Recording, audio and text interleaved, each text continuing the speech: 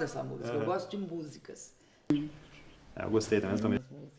E a senhora, e você ouve as músicas no... Da carta.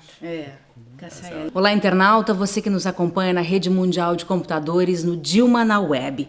Hoje você vai saber mais sobre o que pensa a Dilma para a área da cultura. São perguntas enviadas por você para o nosso blog. E quem responde é a própria Dilma. Marcelo Branco também participa do nosso bate-papo. Como vai? Tudo bem, Dilma? Tudo bom. Dilma, a primeira questão. Como garantir mais recursos para a cultura brasileira? Primeiro eu queria cumprimentar os internautas. Oi, internautas. No governo Lula, os recursos da cultura, eles aumentaram significativamente, passando de 300 milhões para 2,2 bilhões de reais. Isso significa aproximadamente 1% do PIB. Além disso, quando nós fizemos a lei do pré-sal, nós criamos um fundo social. E este fundo social vai destinar uma parte significativa para a cultura. Também, com a Lei Rouanet, com a nova modelagem da Lei Rouanet, nós estamos prevendo a criação de 7 fundos setoriais. Cada um desses fundos vai ter 80 milhões de reais, o que vai permitir que todas as atividades culturais sejam contempladas. Ainda na Lei Rouanet está prevista uma financiadora de projetos, o que é muito importante porque estimula as pessoas a apresentar novos projetos. E de que forma é possível distribuir melhor esses recursos? A nova Lei Rouanet, que já está no Congresso, ela vai dividir melhor os recursos captados para a cultura. Nós não queremos tirar recursos de ninguém, prejudicar ninguém, mas distribuir melhor os recursos entre todos os estados da federação. Mas também, um outro aspecto que eu acho que a gente podia destacar é que os recursos oriundos da iniciativa privada, das empresas, a gente pretende ampliá-los, não só através da isenção fiscal, mas também de todas as contribuições que sejam possíveis de ser assimiladas pelas empresas privadas. E todos esses programas são importantes, mas é fundamental que a população tenha acesso a esses espaços culturais. Como fazer isso? O governo do presidente Lula lançou um conjunto de programas de expansão do Parque Exibidor e também do Vale Cultura. Eu primeiro vou destacar a questão do Vale Cultura. É um projeto de lei que já foi também enviado para o Congresso e ele vai possibilitar que 12 milhões de trabalhadores e suas famílias tenham acesso a bens culturais sem que isso represente uma despesa a mais no orçamento familiar.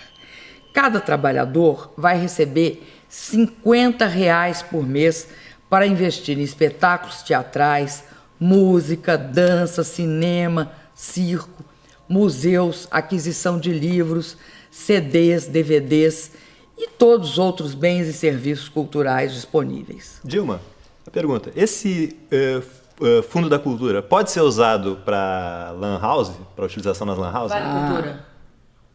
Esse Vale O Vale Cultura? Sim, ele pode ser usado também para lan houses. Eu acho que é uma coisa muito rica essa experiência das lan houses. Ela permite que nesse espaço você tenha todo um compartilhamento de experiências culturais. Pode sim ser usado para lan house. Boa notícia. Aliás, sabe, Marcelo, essa experiência do Vale Cultura é uma experiência que já foi adotada em vários países do mundo e que agora chega ao Brasil. Dilma, e como podemos garantir o acesso à leitura, já que muitas cidades pequenas sequer têm uma biblioteca? Eu acho muito importante essa iniciativa de criação de um fundo para financiar biblioteca, cinema, teatro nas cidades pelo Brasil afora. Isso está na Lei Rouanet. O projeto prevê destinação para biblioteca. Mas, além disso, o que eu acho muito importante na questão das bibliotecas é o projeto do Ministério da Cultura, que recentemente anunciou que vai zerar o número de municípios sem biblioteca no país. Nós sabemos que não basta montar a biblioteca e fornecer acesso gratuito à internet e aos livros, né? É preciso que as pessoas frequentem as bibliotecas, as lan houses. Por isso, no caso da biblioteca, nós criamos e damos suporte para a ação dos agentes de leitura, que são jovens, né, que recebem um salário mínimo para que eles promovam o hábito de leitura nas mais diferentes comunidades do país. Eu acredito que isso é um momento muito importante da democratização do acesso a a um dos maiores, da maior invenção da humanidade, que é o livro. Dilma, você já assistiu uma experiência desse projeto ao vivo? Como é que funcionou isso, esse estimulador cultural contratado pelo Ministério da Cultura? Ele lê para os alunos? Como é que funciona? Olha, eu tive oportunidade de assistir a ação do Mago da Cultura. Ele se vestia com uma roupa de mago, com aquele chapéu pontudo de mago, uma barba branca. E era interessante porque ele reunia as crianças. Primeiro ele lia para a criança, depois a criança lia para ele. E aí se discutia, além do que estava sendo ali lido, né, se discutia de que você gosta mais. Você gosta mais de livro de bicho? Você gosta mais de livro de aventura? Você gosta de livro de fada, de princesinha? Né? O que você pensa? Então era todo um estímulo.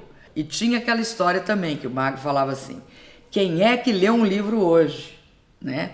Tinha os que respondiam assim, eu li. E tinham aqueles que falavam, eu não li.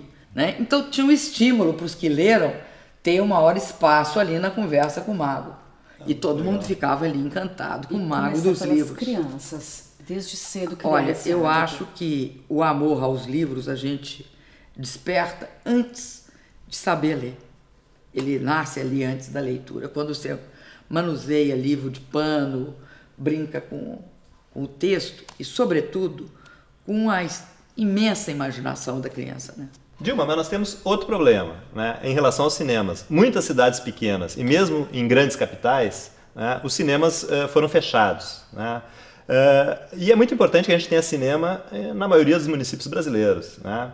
O que você acha que pode ser feito para reverter esse fechamento das salas de cinemas em todo o país?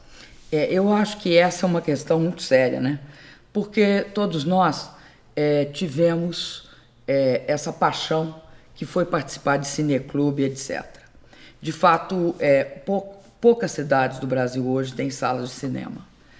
O governo federal, nos últimos tempos, já instalou mais de 1.000 novos cinemas, que a gente chama Cine Mais Cultura, em municípios com menos de 20 mil habitantes. E esse é um problema que nós temos de encarar de frente.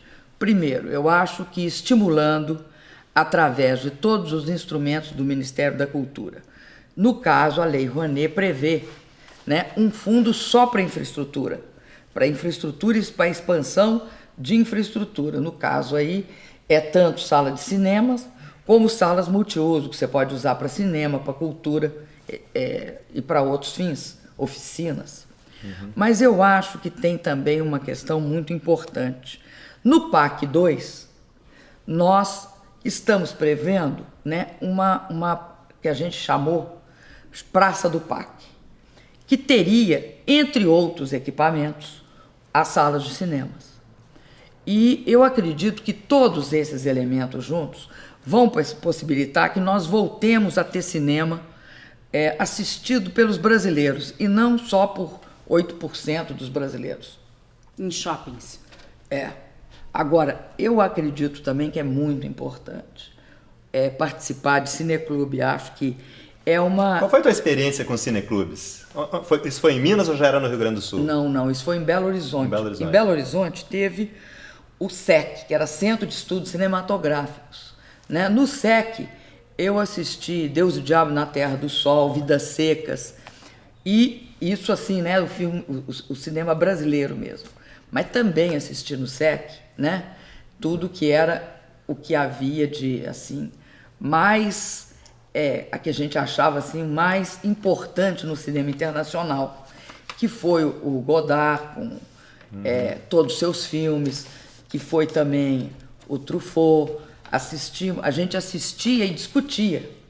Naquela época até era considerado assim um pouco avançado e muito subversivo discutir filme.